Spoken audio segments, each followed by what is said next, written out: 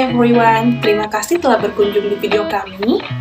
Selamat pagi, selamat siang, selamat sore, maupun selamat malam, kapanpun Anda menyaksikan video ini. Baik, kami dari kelompok 5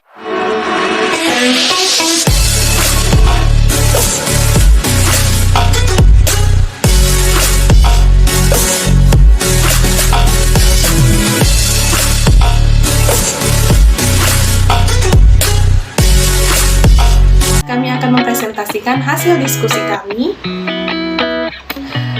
Ada ikan lagi mandi.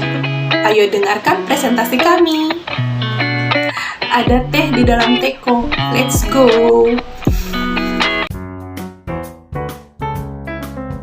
Baiklah, di sini saya akan menjelaskan model-model pembelajaran apa saja yang menerapkan prinsip-prinsip dari teori konstruktivisme. Di mana teori konstruktivisme adalah memberikan kesempatan kepada siswa untuk menjadi kreatif dan melakukan berbagai aktivitas di dalam berbagai interaksi edukatif untuk dapat melakukan eksplorasi dan dapat menemukan pengetahuannya sendiri. Metode pertama adalah metode Jigsaw, di mana metode ini melibatkan seluruh siswa untuk mengajarkan sesuatu kepada orang lain. Sintak dari pembelajaran metode Jigsaw yang pertama adalah bentuklah beberapa kelompok dari jumlah siswa yang ada. Yang kedua, tentukan materi yang akan dibahas pada setiap kelompok. Setiap kelompok mendapatkan bagian yang berbeda-beda dengan kelompok lain. Yang ketiga, mintalah dari setiap kelompok menunjukkan salah satu anggota untuk menjadi juru bicara. Keempat, mintalah kepada tiap kelompok untuk mendiskusikan jawaban. Kelima, mintalah juru bicara untuk mempresentasikan ke kelompok lain. Keenam, juru bicara tampil di depan.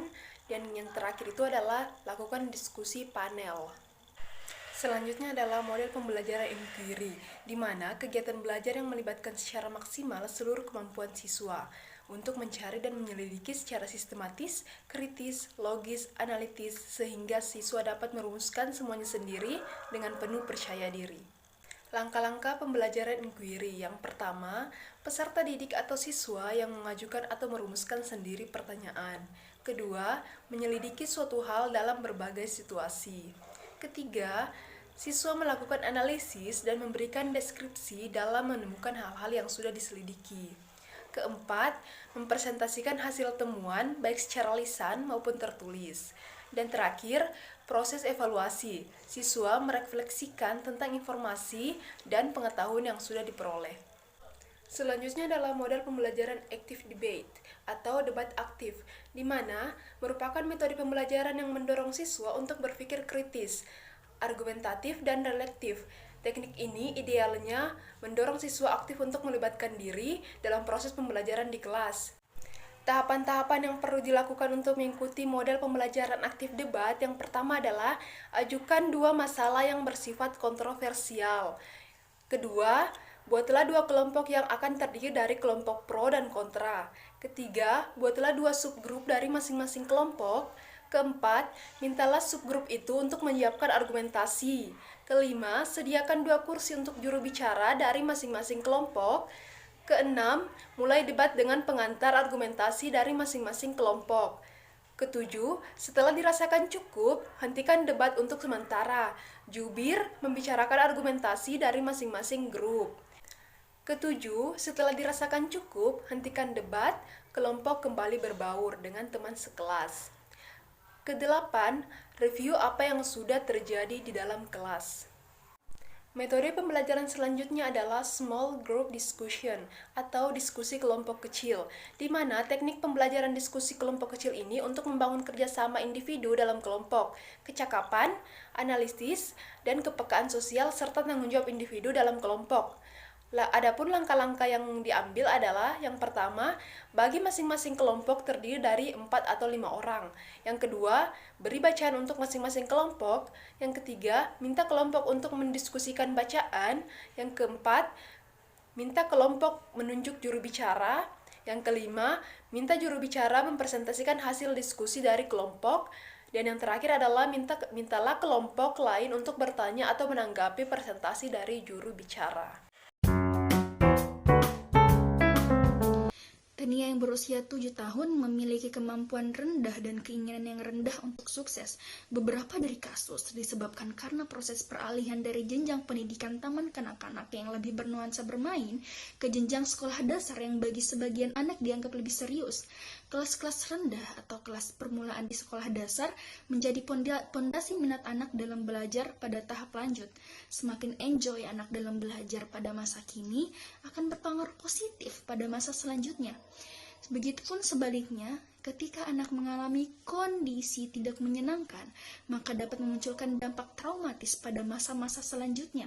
Dalam belajar, organisme atau individu harus dalam keadaan siap baik secara fisik maupun mental untuk menerima atau mempelajari pengetahuan dan perilaku baru agar mencapai keberhasilan. Cara untuk mengatasi masalah siswa tersebut ialah dapat dengan menggunakan teknik behavioristik yang dimana guru memberikan stimulus dan motivasi secara berulang agar siswa dapat memberi respon positif, kemudian menjadi pembiasaan, mampu mengulangi, dan berperilaku seperti yang diharapkan oleh guru. Guru pun juga dapat menciptakan pembelajaran sambil bermain, serta pembelajaran yang menarik dengan memberikan kesempatan bagi Tania untuk berdiskusi sesuai dengan pembelajaran di jenjang seusianya. Samuel memiliki keyakinan untuk menjunjung tinggi harga dirinya sehingga membuat Samuel memiliki rasa takut akan gagal yang kuat. Harga diri merupakan perbandingan antara ideal self dengan real self. Keinginan Samuel untuk bisa melakukan semuanya dengan baik membuatnya menjadi pribadi yang perfeksionis. Namun, Samuel memiliki efikasi diri yang rendah karena takut akan membuat kesalahan ataupun kegagalan, yang artinya Samuel tidak memiliki efikasi diri terhadap kemampuan yang dimilikinya. Perfeksionis membuat seseorang enggan untuk menyelesaikan ataupun melakukan sesuatu karena merasa tidak dapat memenuhinya dengan baik. Mengapa hal tersebut bisa terjadi pada diri Samuel? Ada beberapa kemungkinan yang bisa terjadi, yaitu 1. Rasa perfeksionis yang besar.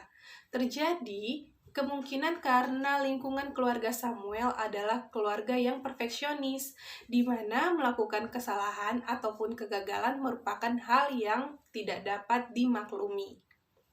Yang kedua, Samuel memiliki pola pikir fixed mindset, di mana Samuel berpikir bahwa tidak bisa mengembangkan ataupun meningkatkan kecerdasan yang dimilikinya. Seseorang di sekolah yang memiliki fixed mindset tetap takut untuk melakukan sesuatu ataupun mencoba sekalipun diberikan kesempatan oleh gurunya. Yang ketiga, efikasi diri yang rendah. Efikasi diri adalah penilaian terhadap diri apakah dapat melakukan tindakan yang baik atau buruk, tepat atau salah, bisa atau tidak bisa, mengerjakan sesuatu sesuai dengan yang dipersyaratkan. Bagaimana upaya untuk memperbaiki permasalahan tersebut? Permasalahan Samuel dapat ditangani melalui teori konstruktivisme dengan teknik atau model pembelajaran role-playing, agar siswa dapat mengembangkan dan belajar mengembangkan keterampilan dalam dirinya mengenai hubungan antar manusia. Teknik ini melatih seseorang untuk mampu berkomunikasi interpersonal dan melatih seseorang untuk mengatasi rasa ragu dalam dirinya dalam lingkup kelompok, seperti yang terjadi dalam kehidupan yang sebenar-benarnya. Dengan hilangnya rasa ragu dalam diri, tentunya akan meningkatkan efikasi diri terhadap kemampuan yang dimiliki. Selain itu, guru wajib memberikan wejangan dan penguatan bahwa melakukan kesalahan ataupun kegagalan bukan berarti tidak dapat diperbaiki ataupun dirubah. Selain itu, guru memberikan kesempatan kepada peserta didik yang dibarengi dengan penghargaan ataupun apresiasi. Pemberian apresiasi sebaiknya dilakukan dengan mantap agar siswa dapat terdorong untuk tetap melakukan usahanya, serta memberikan aksi nyata guru sebagai modeling simbolis terhadap siswa. Contohnya, saat siswa kurang tepat dalam menjawab pertanyaan, jangan biarkan ada siswa lain yang menyoraki siswa tersebut. Begitupun sebaliknya, jangan biarkan siswa tersebut menyoraki temannya yang lain jika terjadi sebuah kesalahan. Agar di kelas terjadi sebuah rasa aman untuk diri siswa masing-masing.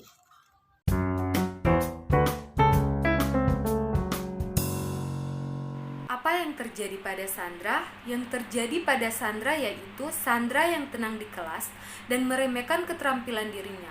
Yang dimaksud dengan tenang yaitu pendiam dan kurang melakukan interaksi bersama teman di kelas. Sehingga Sandra menjadi kurang mengeksplor diri, kemampuan, dan keterampilan yang ada dalam diri. Mengapa Sandra seperti itu?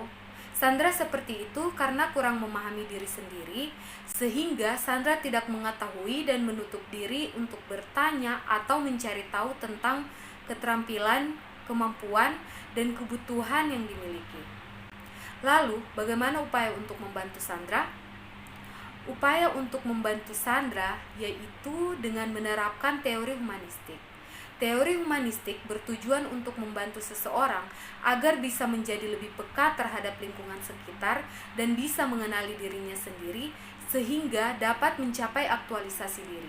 Guru diharapkan mampu membantu Sandra terhadap proses pembelajaran dengan Sandra yang mencari cara dan sistem belajar sendiri, sedangkan guru menjadi fasilitator yang dapat mengarahkan Sandra dalam menemukan sistem belajar tanpa ikut campur lebih jauh di dalam pembelajaran, sehingga Sandra menjadi lebih partisipatif, demokratis, dan humanis dengan adanya kebiasaan penerapan pendekatan belajar humanistik. Sandra juga bisa membedakan mana yang baik dan mana yang buruk bagi dirinya untuk menjadi seorang yang lebih baik serta memicu Sandra lebih semangat dan meningkatkan keterampilan dirinya dengan senang hati sesuai kemampuan sendiri. Kasus selanjutnya, Robert 16 tahun menunjukkan sedikit minat di sekolah dan saat ini tinggal bersama bibinya.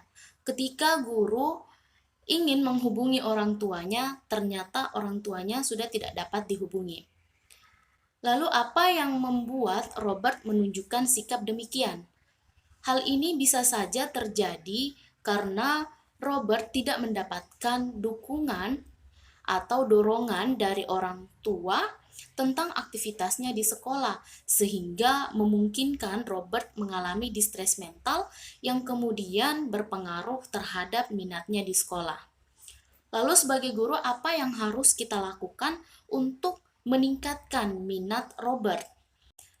Yang pertama, melakukan kedekatan personal, berusaha menjadi orang tua kedua untuk Robert, bahkan sahabat, agar Robert ini merasa bahwa dia memiliki keluarga di sekolah. Yang kedua, cara yang bisa dilakukan adalah guru membangun rasa kebersamaan. Contohnya, guru memberikan tugas kelompok kepada siswa sehingga terjalin komunikasi dan interaksi yang baik antar siswa.